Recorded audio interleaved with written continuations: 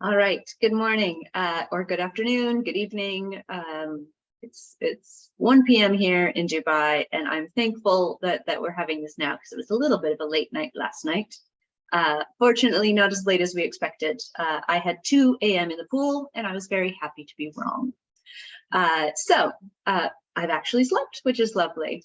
Welcome to ISD EMB's Earth Negotiations Bulletin's mid-COP webinar.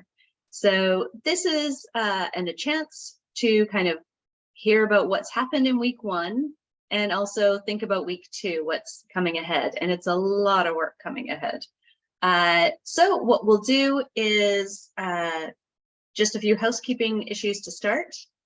Probably the general caveat always applies that I'm going to try to sort of work across levels. So if you are a super technical markets person, we'll get there. Little patience with me. And if you're looking sort of at the broader picture, or if you're interested in sort of the higher level messaging, we'll try to cover that as well. So bear with me as I move up and down the levels of technical detail as best I can.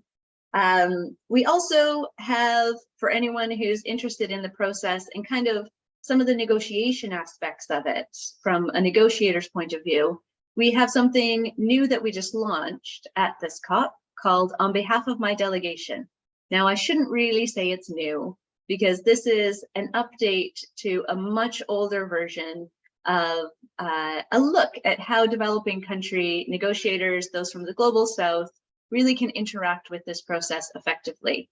I helped Joyita Gupta with it, and it was a really interesting process to look at how it's changed from the 90s to today. So hopefully that's available easily for you, and it might be an interesting look at negotiation tactics and ideas, and even just what are all the bodies and what do they do. So it's sort of a lay of the land as well. We have a question and answer section, and just for us, that would be really helpful if you could use that for your questions, because then they're all in one place and not really getting lost in the chat. So if you could use that, that would very much be appreciated on our part. And I should also say that this is being recorded. So there will be a recording later that we will send out, and you can share as widely as you like, or I'm not sure you want to relive this, but you can if you like, if you want to do that as well. So with all of that housekeeping out of the way, you know, I was thinking about what would I say for an overall kind of word or phrase. And I'm not sure that I have one really, but I keep thinking of, maybe it's a bit North American, but there's sort of this image of when cartoon characters are circling their legs really, really fast, but they're not going anywhere yet. And that's a little bit my sense of the first week, that there has been a lot of work and there's been a lot happening, but we haven't actually seen much forward movement in terms of a lot of the negotiations. There's been a lot outside the negotiations.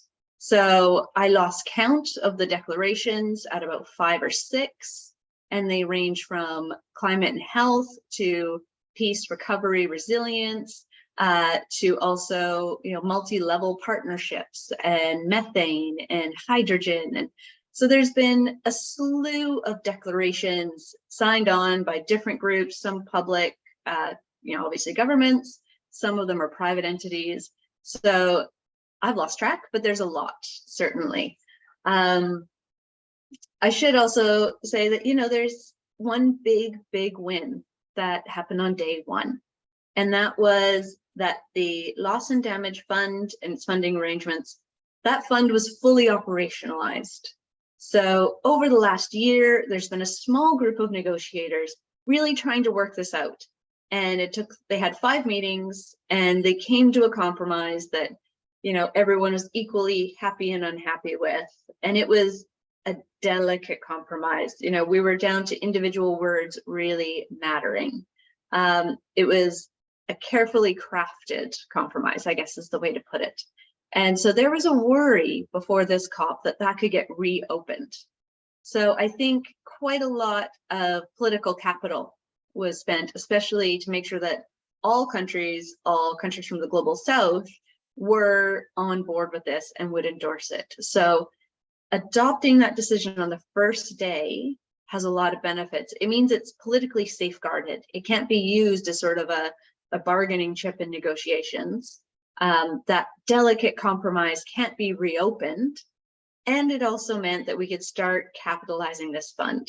So a slew of pledges came in from a range of countries. And so it's not up to how much we need. And a lot of the money pledge was sort of a one-time hit. So there's certainly a need to make sure that contributions will be sustained over the years. But it was an excellent way to start COP.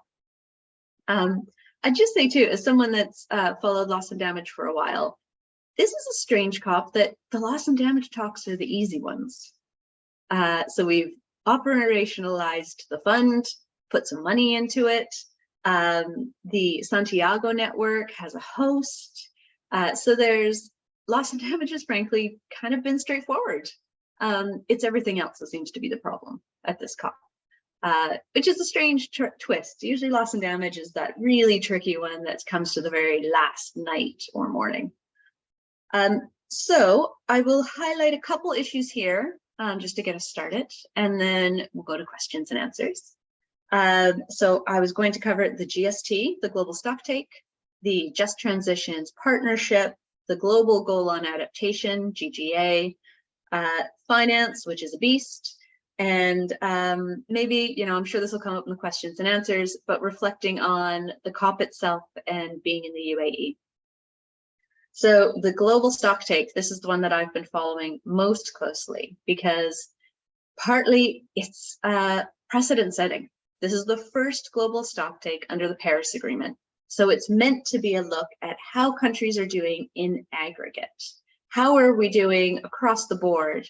And the scope is huge. It is mitigation, it's adaptation, it's providing financial, technological, capacity building support to developing countries, it's response measures, and it's also how do all of these findings pave the way for more ambitious NDCs that are due in a couple years. So it's a very ambitious, huge document. Now, they've had a year and a half of doing technical work to kind of take stock, as the name implies. But they've only started doing the political bit, like the political response to all of those findings, and how are they going to politically frame them at this COP? So there's been some pre-meetings, there were some ministerial meetings beforehand, but really they've crunched a huge amount of work into very, very little time. If we think about the Global Stocktake itself, so for each one of those sections I mentioned, mitigation, adaptation, support, there's what they're calling a backward-looking section. And this is countries kind of trying to agree on what the history is and what it says, which sounds like it should be easy, but it really isn't. You can imagine almost 200 countries now, all trying to come up with a common narrative of what is progress, have we progressed, and where are the gaps. And one thing we know about climate negotiations is that multiple things can be true at the same time. Yes, it's true that developed countries have historic responsibility and frankly caused this problem. We also know that it's true that there are some very large, emerging economies that are their emissions already very much matter and will continue to matter into the future. So trying to come up with a shared narrative between two sets of facts that are very true is proving very difficult. So some countries really want to focus on that historic responsibility. And a lot of developed countries are saying, look, let's just look at emissions pathways. Let's draw on what the IPCC says. So it's really tricky right now coming up with that shared idea of what the past is telling us. And then for all of those items, there is a forward-looking section. And this is, what is the response going to be? What's the political response? What is the targets or goals or actions or priorities that might be set? So as you can imagine, hugely contentious. Some developing countries are worried that this is kind of an attempt to rewrite the convention and to rewrite the Paris Agreement. So here, for those of you watching for this, This is where the fossil fuel phase out or phase down or unabated, all of that language here is probably where it's going to be. Same thing with targets around renewable energy, whether it's installed or whether it's already generated, how much energy from renewables. Also probably in the GST. So trying to come up with something that doesn't exist in the Paris Agreement. This is much more specific than the Paris Agreement ever gets. It doesn't, only forests is the only sector mentioned in the Paris Agreement. For some, that's a little too detailed and it's a little too prescriptive, a top-down target, for example. So we'll see how this lands. I would definitely always suggest looking at the China-US, I think this year it's the Sunnydale, bilateral agreement on climate change, because there is language in there around renewable energy. So, and looking at sort of targets around that. So what tends to be happening is whatever's in those bilateral agreements tends to kind of filter into a climate outcome here at the UNFCCC. For example, in Glasgow, there was a bilateral US-China agreement around phasing down coal and fossil fuel subsidies. And that language largely, except for a couple last minute additions, found its way into the cover decision. So, you know, always pay attention to what the big players in the room are chatting about. We'll see where the GST lands. They have a giant text, 80 odd options in it. And the last section, which I think is the crucial one, on how will this stocktake actually inform the next round of NDCs, of pledges to the Paris Agreement. That is pretty much just bullet points at this stage, and then countries added in a bunch of other things. So it ranges. Some countries just want to say, let's take stock and let's take note that we took stock. Maybe say, you know, come with some better pledges if you can, because the Paris Agreement does say that they have to be more ambitious than the last. But yeah, there's a huge amount of work to do there. Some people want something much stronger in terms of exactly how will this inform the next round of NDCs. So there's the tension. How much can the international do when the Paris Agreement is this nationally determined bottom-up type of enterprise? So that's the GST. I know I whirlwinded through that, so please feel free to put questions in the Q&A. The next is the Just Transition Pathways Work Program. This comes from a mandate in Sharm el-Sheikh that was in the cover decision, and they're trying to really work out what this program will be. So they're pretty okay in terms of having workshops or submissions, trying to improve sort of information exchange and learning among parties. Where they're stuck is on its scope. So increasingly, what I've been hearing at this meeting is just transitions, plural. And developed countries are very much just transition, singular. So the scope of this could be that we are talking about transitioning a workforce in a way that leaves no one behind in the energy transition. So how do we support workers currently in the fossil fuel sector to have green, decent, high quality jobs? That's kind of the traditional look at what a just transition, how it's been defined over the decades. Now, some countries are really adding to this. So they're saying it could be a national, national level actions, national priorities, that's fine. Others are adding an international dimension. So an international aspect or idea of a just transition. Kind of the subtext a little bit to this is that a quickly growing area of climate finance, largely kind of bilateral or minilateral, is just energy transition partnerships. So funding packages. So I think that's kind of the subtext of some of this international chat. Some are also saying that this is about the energy sector, and others are expanding it across sectors, multi-sectoral, multiple considerations, whether it's workforce, gender.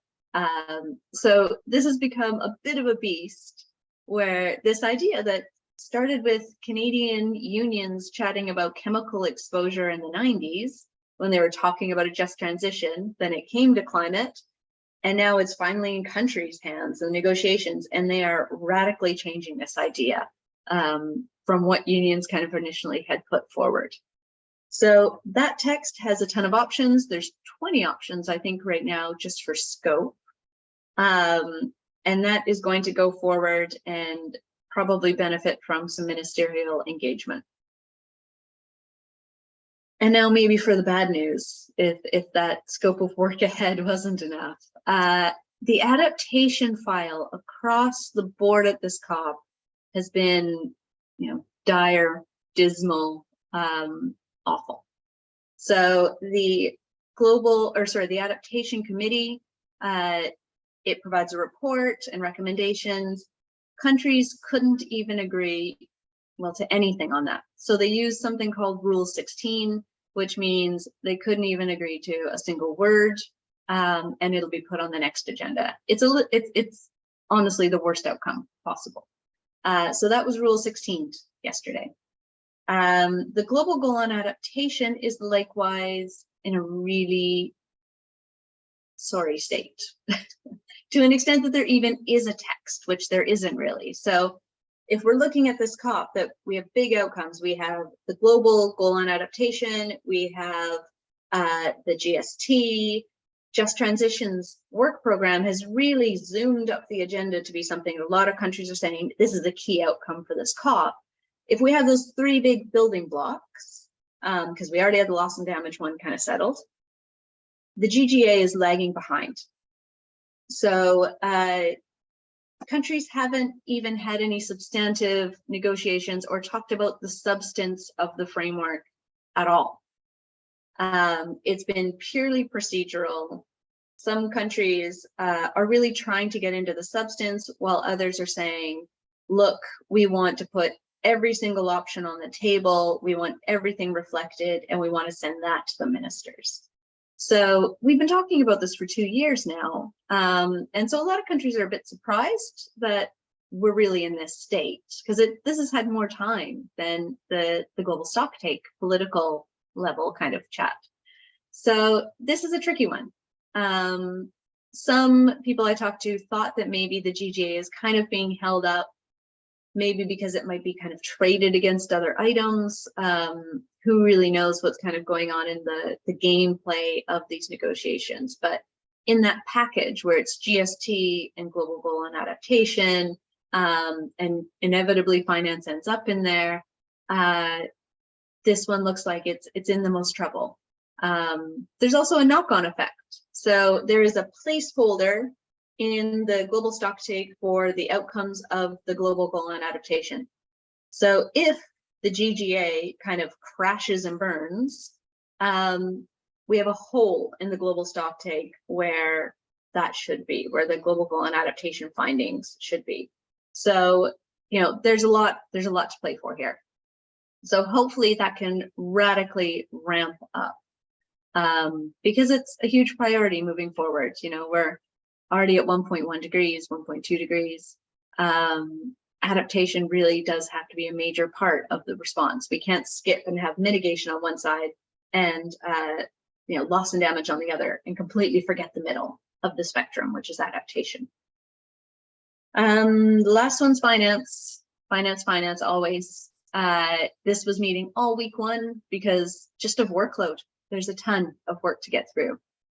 Next year, countries are hopefully going to be agreeing to the new collective quantified finance goal on climate finance under the Paris Agreement. So they are really spending a lot of time making sure they get the process towards that right. They want to, as they said, sensitize ministers at an early stage, which means, bluntly, it means sort of train the ministers up, so that when they get to COP and they have to negotiate the last bits of this goal, they're going to know exactly what they're doing. And I think here they're learning from the global stocktake that you want the political engagement much earlier. They're also working on, they're kind of debating how much to get into the substance right now. How long should this goal last? So what are the time frames for maybe reviewing or looking at it again? What are the levels of it? That kind of thing. So it's a huge push for the goal, but they're doing okay, frankly. Like, I think that one should be all right because they're not in the weeds of the substance yet. So next year is the big one for the new finance goal. There's also the Standing Committee on Finance. Now, before COP started, there were all these agenda items proposed. I think at some point we counted around 18. Some were duplicated, but none of them got through.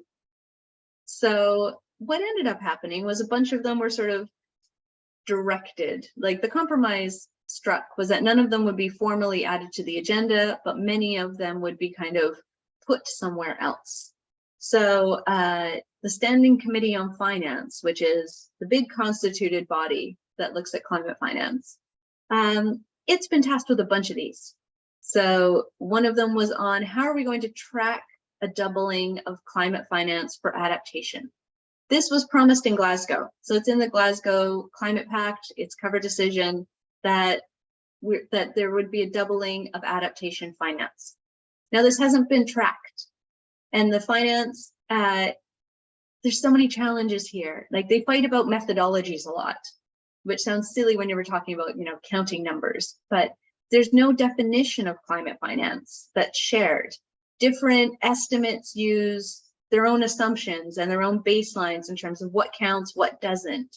And so when the Glasgow Pact says a doubling of adaptation finance from 2019 levels, there's actually no agreement on what that 2019 level is. So now that means that we have wildly different estimates about what a doubling would mean. So a doubling could mean 14 million, because some estimates say that it was only 7 million, or billion, sorry. Some estimates say it was actually 20. So a doubling would be 40. And so now they don't know even what their goal is. They don't know what doubling means because they can't agree on that baseline and they can't agree on how to count it. So it's just this really tricky issue. There's also the 100 billion goal that developed countries committed to, and it was supposed to be 100 billion per year by 2020. It was missed, and that has undermined trust in a really fundamental way. They still are angry about it, rightfully so.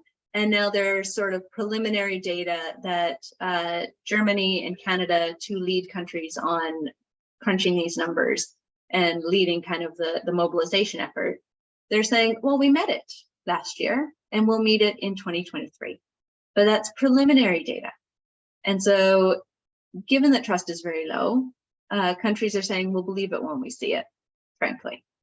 So again, it's down to that methodologies and how do you count. There's also something about, now here's a bit of a, we're going to get a little technical, I'm sorry. So Article 2.1c of the Paris Agreement is about aligning financial flows with low GHG emissions, so low carbon, but also climate resilient development.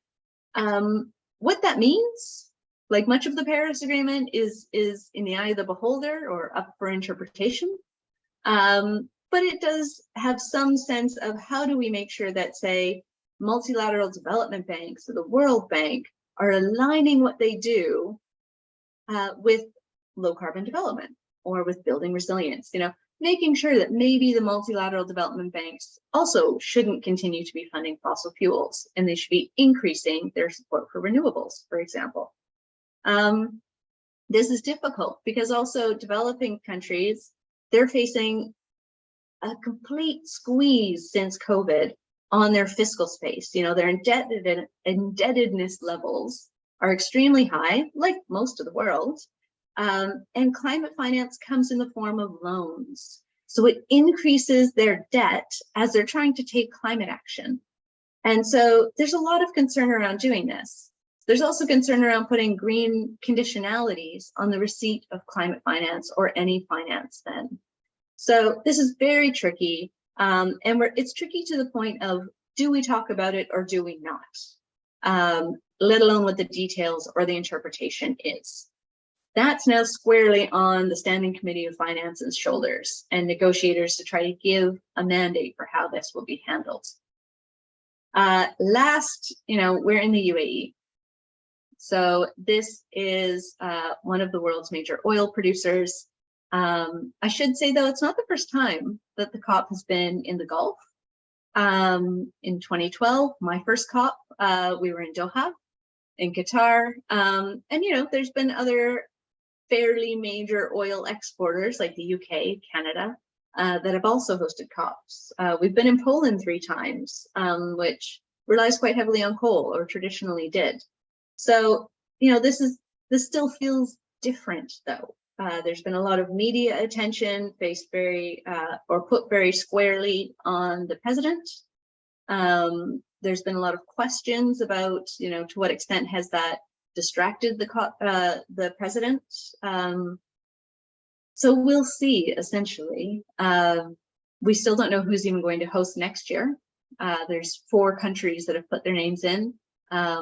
Maybe one of them might be amenable to everyone. But yeah, we can always chat about that in the Q&A. I'm curious what you guys think about this as well, as sort of the mood music, I guess, of COP. So I'll end there because I would certainly like to hear your thoughts about the biggest COP that we have had yet. Thank you so much. And I will ask again, if you have a question for Dr. Jennifer Allan, please drop it in the Q&A function within Zoom. There are a number of questions around the global goal and adaptation, so I'm going to try and handle them at the same time. And the first is just a point of clarity.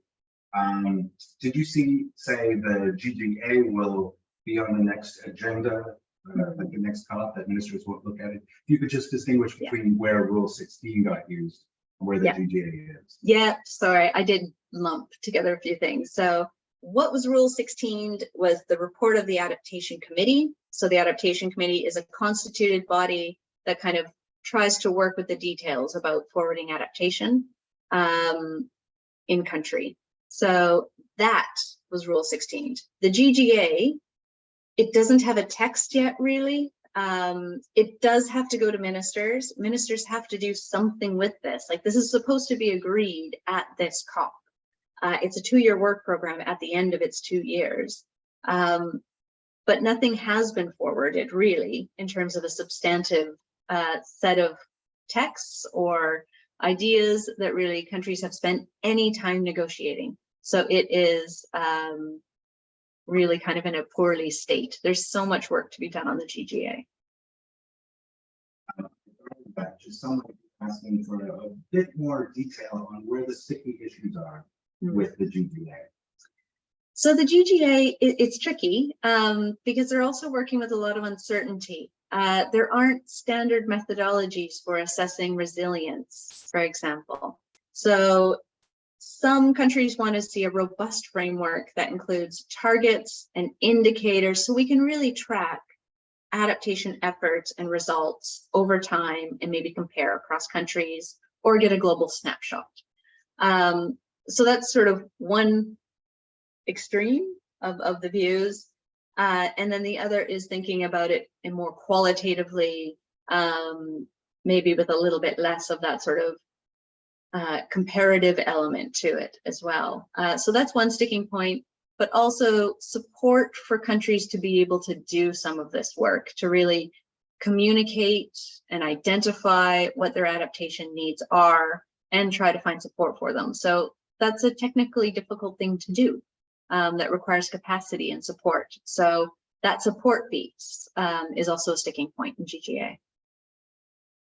There's a regional question about have we heard from Southeast Asian countries on the GGA text? There are any particularly strong opinions from countries there, but perhaps any countries at all that are really expressing themselves around the global goal and adaptation. Yeah, it's interesting to kind of try to get their views because they haven't actually talked about anything substantive yet in GGA. So we'll find out next week, really. So some countries have, I think some countries have sort of hoped that there would be more, but I can't tell you a lot about what the substantive points, like what Southeast Asian countries want to see or what Canada really wants to see, because they haven't got there. They're still talking about what kind of form the text should have been in. Should it be streamlined? Should it be everybody's views? That's where they're at. They're still at that level that they can't agree on even the document that they're going to start negotiating from. So I'm still not really sure about all the positions because they haven't expressed any sort of substantive positions yet. One final question about the GGA, and then we'll move on to some of the other topics that I will circle back to it. Just to reiterate what you were talking about, the three pillars of these talks, how bad is it if the GGA doesn't move forward, if adaptation doesn't take advantage? Mm-hmm. How much do you think that impacts the rest of the COP, the rest of the pillars? Mm-hmm. Yeah, so the question was, you know, how bad is it if GGA crashes and burns? Bluntly, but Matt put it much nicer. So it's bad because, you know, we have mitigation, reducing emissions, and when countries fail to reduce emissions, we have to do more adaptation. But there are limits, there are hard and soft limits to adaptation. So when we hit those limits, or if adaptation planning falls through, then we have loss and damage, permanent effects of climate change, you know, irreversible damage, essentially.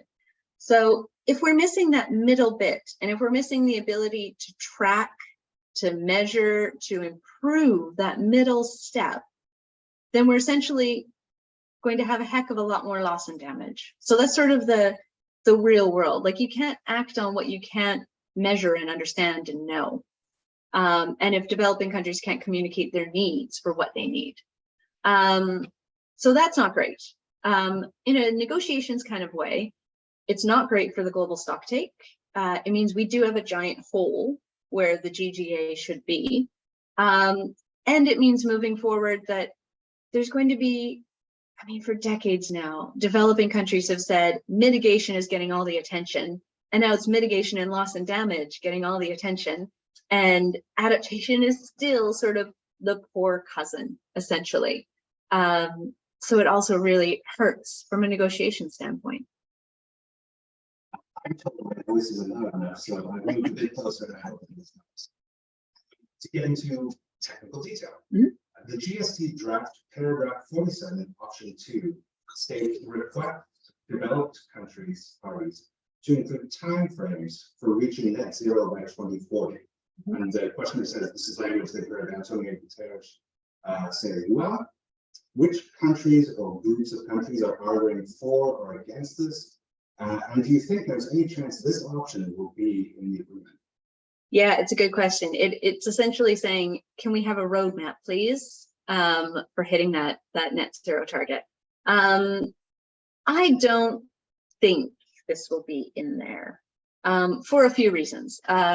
One, if you think about how the Paris Agreement works with NDCs, the NDCs submitted in 2020 actually cover sort of a period in the future. So some of them covered 2025 to 2035, 2025 to 2030. The ones that we're going to see submitted in 2025, that implementation period is also delayed 5 to 10 years. So it just doesn't really jive with that timing. So I don't know how they do a roadmap other than saying, we'll include this in our NDCs. And some NDCs are already looking up to 2030, 2035, 2040. So that's one challenge, is just the timing of all of that. Which country was strongly in favor of this? LDCs and SIDS. Least developed countries, small island states, certainly they want confidence that they're going to be coming forward. An idea that I heard in GST that I haven't heard in the negotiations before, and this came from the US and from small island states, is how do we think about, and sorry to depress North Americans first thing in the morning, how do we think about small island states when they go under the water? Are they still states? What are the implications for statehood? And so the fact that they're even talking about this eventuality kind of underlines why SIDS, least developed countries as well, want confidence and want a timeline for hitting net zero.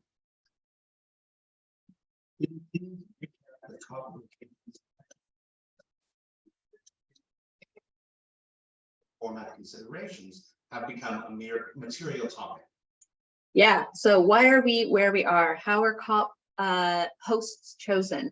So it's a regional rotation amongst sort of the 5 UN regions. Sorry, I'll just repeat the questions. That's fine. So the question was, how are COP hosts chosen? What is that process?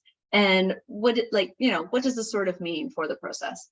So it's 5 UN regions, and they go in a rotation. Sometimes the rotation sequence kind of is skipped, but generally, it's the same region, so 5 years in advance who's going to host a COP. So this region, so UAE is part of the Asia Pacific region, giant region, as you can imagine. So UAE put its hat in the ring, put its foot forward, and said, okay, we're interested in hosting the 2023 COP. And at the time, a lot of people thought, well, actually, Japan also was interesting or interested. But then I think, if you think back to when these decisions were being made, we were still very much in lockdowns in the coronavirus pandemic sort of mode. So some countries were a little bit uncertain about hosting. So that's why we're in the UAE. No other country sort of formally put itself forward, and it's chosen by it's chosen by countries in region. So all the Asia Pacific countries, because the UAE was the only one that went forward, said, yes, our nomination is the UAE. This matters for next year. Next year, the region is Central and Eastern Europe. It's a small region, so also size comes in here. Not all the countries in the region can host 70,000, 50,000, 25,000 person COP, right? There's also a lot of issues around the geopolitics. So the Russian Federation is not willing to accept a European host, so a member of the EU. Then Azerbaijan was mentioned, but Armenia, which would have to agree because it's part of that region, given the conflict there, those two are canceling each other out. Bulgaria has put its hat in the ring, as has Moldova. So they can't host something this size. I mean, few countries can. 70,000 people is bordering on obscene. Like it's absolutely huge. I've never worn trainers at a COP before, and I am in my trainers every day. Most people are. It's really, really big. So yeah, it's up to countries in the region to pick. And then so the GRULAC region, the South American and Latin American Caribbean countries, they've already chosen. So it's Brazil in 2025 for the NDCs. They're also hosting the G20 that year, which is handy. So yeah, that's how it works. So that's why we're here, is it was only UAE, and Asia Pacific countries said, okay, here's our nominee. I've heard there's a division inside of G77 plus China regarding human rights language in these talks. Could you please provide more information on that? Sure. So, great. Laurent says we can hear Matt now. Hooray. All right. So G77 is always divided. The only issues that G77 can maintain solidarity or unity on is our agriculture and loss and damage, and sort of high level finance stuff, but details, they get divided. Human rights, yeah, it's been popping up everywhere and it's difficult everywhere. So human rights language has been suggested in the GST, in the GGA, in Action for Climate Empowerment, which also fell to Rule 16 last night, and I think largely because of human rights language. Across the board, human rights is coming up. Also Article 6 around carbon markets. Yeah, there is a divide here. If you look at the Paris Agreement, it specifies certain human rights. And that's because there are some countries, some African countries, some other countries that are worried that it could become a condition on whether or not you receive support. So does your record on other human rights mean that maybe you won't be able to get support? So yeah, it's really difficult. You know, you're bringing all the politics of human rights, global governance into climate, and then trying to make it work within all of the existing rules and tensions of climate politics. You know, ironically and disappointingly, on Indigenous Peoples Day, references to Indigenous women were scrubbed by one country out of that decision. So it's going to be difficult, and it's difficult across the board, not on any specific issue. Given that we know that a few bad actors have been and will continue to block a true reckoning with a fossil fuel phase out, this questioner says, are there or have there been any real discussions about changing UNFCCC procedures to enable a super majority rule? This is apparently something Al Gore discussed in a recent piece. How would that work procedurally, if at all? Yeah, so the UNFCCC has actually never adopted its rules of procedure. And this is because countries can't agree on whether or not voting should be allowed. So that's why we have to do everything by consensus. Is there are no provisions that we can have any voting on anything substantive. How would that come about? Countries would have to agree by consensus to allow voting. Some countries are kind of just opposed to voting. Generally, they think it's a bad way to do global governance. And obviously some countries don't want to be kind of singled out or marginalized. So there are a few countries against fossil fuel language. Carbon Brief has a great rundown of this, as does Natalie Jones at ISD. They've been doing excellent work about, you know, exactly which countries are where, and it's sort of who you expect might be against language around phasing down or phasing out fossil fuels. And we don't have anything in our process to allow for that kind of voting. And they would have to agree to be bound by voting. So it's always really, really tricky, and it does slow down this process, to be honest. But it also means that the countries that want more, they want more ambition, they want to do more, that they can form. And I think that's partly why we see so many initiatives and announcements outside of the formal negotiations now. Could you shed some more light on the singular versus plural ideas of just transition or just transitions that are dividing developing and developed country groups? And are there any very vocal voices within that conversation? Sure. So the EU, Canada, you know, I think the US is probably in here too, really view a just transition, singular, as supporting the workforce in an energy transition away from fossil fuels. And they view it as a national level set of policies to do that. That's really their view of a just transition. So now other countries are saying, actually, there's international dimensions here, because let's face it, a lot of countries import their oil from somewhere else in the world. So there are international aspects of a just transition. There's also the need for support to help countries. So these just energy transition partnerships, funding packages, like South Africa, for example, has benefited from to an extent. You know, that's another part of an international theory or thinking of a just transition. There's also then thinking about, it's not just energy. You know, if we need to change how we do agriculture or forestry or transportation, construction, building, multi-sectoral understandings of just transitions. They've been getting around this, or they got around this by saying just transition, singular, pathways, plural. So now they're actually trying to figure out what on earth this could be. So usually, like right now, they're national and international, multi-sectoral, but also thinking in terms of different socioeconomic realities, So does that include gender, class, race, ethnicities, indigenous peoples? The scope is becoming absolutely massive. Staying on just transition, do you have any insights into the launch of the panel on critical energy transition minerals and the role that will play in the conversation on just transition? Yeah, this was announced during this COP by the Secretary General. And so this is sort of another way of thinking about an international form of just transition, that if we're all going to start switching to solar panels, where's the lithium coming from? And to make sure that that is providing quality, human rights upholding, decent jobs.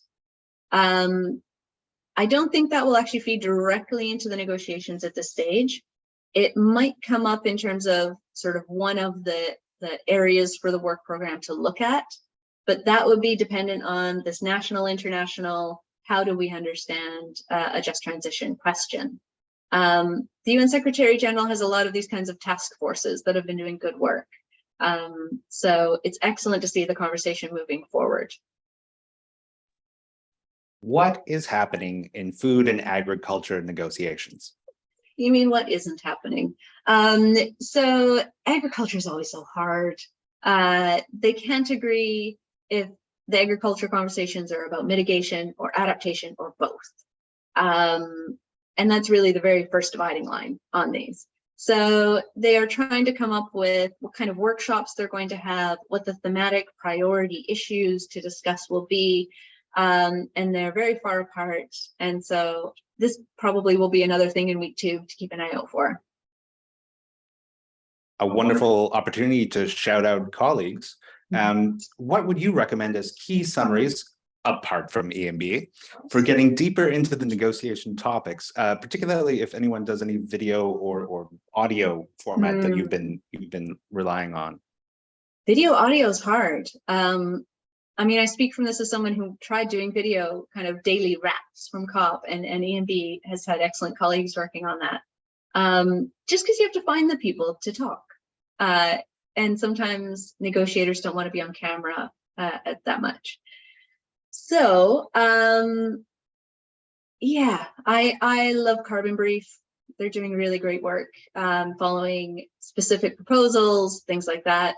ISD's Energies team here is doing very good work on similar issues. Same with the Adaptation Resilience team. I think they're great. Third World Network does excellent work, especially from a climate justice perspective and a global south perspective. And also CAN's Eco is always interesting to look at. Really, for them, what are their priorities and who is their stars and their fossils of the day? Perhaps we can be a bit more direct in answering this question. Curious about the 4 potential hosts for next year. And their info was that Bonn would be a place as a compromise. So which are the 4, and is Bonn a possibility? So the 4 are Azerbaijan and Armenia, but they are going to cancel each other out in the regional consultations, Bulgaria and Moldova. We'll see. So Bonn isn't a compromise. Bonn is the default when everything goes wrong. So if a presidency is chosen, but they're not big enough to host, that's what we saw with Fiji, then we go to Bonn. If the Central Eastern European region can't agree on a president at all, then the UAE is still the president, and it can either be held here, which they've ruled out already, or it can be held in Bonn. So we have a few scenarios. We have normal, maybe it goes to Bulgaria, Moldova, sorry, and it's, as usual, we all go there. It goes to one of those 2 countries that they can't host, and so we're all in Bonn. Or we don't have a presidency, so it's the UAE again, and we're in Bonn. There's a 4th option, which is a bit more radical, where maybe we have a presidency, maybe we don't. And some of the global climate action stuff, you know, all the big stuff, maybe for some, all the exciting stuff happens there in the host country, and then the negotiations sit in Bonn. So yeah, I think the first 3 are the most likely, and the last one is if we want to get a bit extreme, as extreme as hosting gets. We're going to go deep into the weeds. Oh no. What's your take on the EU pushing for centralized oversight also under Article 6.2? And then this person goes on to write, the EU has no intention to use A6. Is it a negotiation token, or do they insist on integrity, and is not the leaving parties under 6.2 would not go for a race to the bottom? I think it is a little bit the latter. So Article 6.2 is ITMOs, and a lot of the drive here is to make sure that they are being registered in a common way, and that there's a lot of transparency around this. And yeah, I mean, the EU isn't really thinking about using ITMOs internationally, but there is sort of a wider interest in making sure that there's integrity in carbon market-based transactions, because they certainly want to make sure that any credits the EU does use at any level will still have integrity and value. So I think it's about thinking across all of the sort of patchwork of carbon markets that we already have around the world, and making sure there is value in them and common rules, because you also don't want to see a race to the bottom. On Article 6, like, you won't be surprised if you're a markets person. A lot of the conversation is also around emissions avoidance in the forest sector and around removals and how difficult that is. So again, those are areas where the EU is internationally interested to various extent, whether it's RED or Flag T, that kind of thing. So also ensuring that there's integrity there.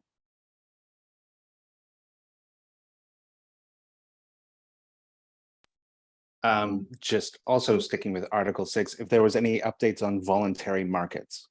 Voluntary markets? No, not really. There's a ton of work to be done on Article 6 still. I think maybe the 6.4 stuff is a bit easier because the supervisory body's been doing some work, good work. But yeah, not a lot on voluntary markets yet. To go back to the issue of host, thank you for this overview. How do you think the UAE's background as a fossil fuel exporting country is influencing their strategy as COP host? Yeah, it's interesting. I mean, to some extent, I think we see like an interest in thinking about energy, but also thinking about different forms of energy. So some of the initiatives by the presidency have been around hydrogen and non-CO2 gases. So that's an interesting sort of set of ideas that usually aren't in COPs. I think a lot of the media attention, and I don't know to what extent this is true, it's a bit of an open question. A few negotiators said, you know, they got the sense that the COP presidency was really a little bit sort of working on multiple fronts. They have the negotiations, they have their own priority events, and then they also are trying to respond to this negative media. And a couple delegates I spoke to thought that actually was kind of distracting them from their work around the negotiations. And I don't know to what extent that's true. You know, it might have been that they always were going to be very busy on their own priorities for the first week. I will say last night was a COP presidency stock take. And what's supposed to happen after the SBs close, we traditionally have these stock takes these days, is you're supposed to leave with a very clear idea of exactly how negotiations are going to proceed in the second week. What issues are probably going to ministers? What issues will be continued technical negotiations? What issues might we see heads of state or heads of delegation get involved in? There was none of that last night. There was sort of a broad call for flexibility, for compromise, for hard work, for bringing forward solutions and compromises, and that was it. So I can't tell you how negotiations are going to go next week because it wasn't explained. A question about thematic days and announcements. How effective has the COP28 Health Day been for advancing work on the health climate nexus? Will it be continued in future COPs? And aside from the declaration and the financing commitments that were announced, were there any policy developments on health or climate that were on your radar? It's interesting. So I think one thing I've noticed maybe a little bit with this presidency is there is a tendency to say something is the first ever. when maybe it isn't. So it wasn't the first ever health day. I think I remember one in Poland, at least, one of the Polish COPs I've been to. It was the first ever ministerial amongst health ministers at a climate COP. And it was, of course, the first ever health declaration that was signed by a lot of countries.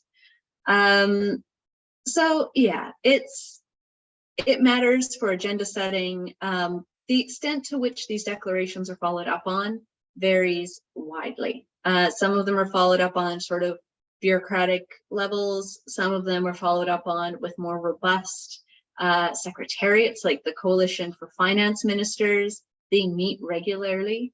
So it will all be in the follow-up. Is there institutional home for this? You know, is anyone going to help these countries try to realize their goals around building resilience and planning for the health effects of climate change? And I haven't heard, to my knowledge, that that's happening yet.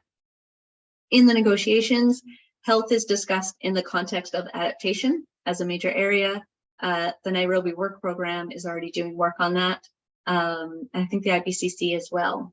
So yeah, it's really difficult to say if these declarations, the many declarations that we've had at this COP, ultimately long-term matter. The results are always very mixed at a COP regarding which ones have legs and which ones are kind of just words on paper. We're coming to the end. As always, we're sorry not to be able to get to everyone's questions, but thank you so much for your engagement and the very lively chat. And our apologies again for audio issues. We'll watch for that going forward. Jen, I wonder if you have any concluding thoughts as we head into week 2, any framing that you're giving yourself about how to navigate through these next few days. So week 2, I think it's going to be hard because I think a lot of things are going to head, you know, underground into very informal conversations. You know, I think it is a shame that we don't have a plan because right now, you know, today, as we speak, various coalitions are working with their ministers to try to figure out what their main issues will be and how to move forward. And if they don't know the format of negotiations, it's really difficult for them right now to be prepping their ministers and strategizing with their ministers. So I think we're going to struggle. We don't know who the ministers are that will be assigned to different issues. So I think in the first couple of days, we will see more public-ish type of conversations. And then we will end up, I think in the last few days, really scrambling and working the networks to find out what's happening. Which is a shame if we're thinking about transparency and working towards something that everyone can kind of follow and understand. So EMB will be doing our best and working our networks. But yeah, I think we're in for a quiet COP where then all of a sudden we see this package. And I think GST, GGA, finance, and just transitions are going to be a package that probably head of delegations and ministers will be negotiating kind of aspects against one another. Then that's all from us in Dubai. I encourage you to subscribe to EMB Update to get our reports every day. And wherever you are in the world, we wish you the very best. Take care, everyone. Thank you.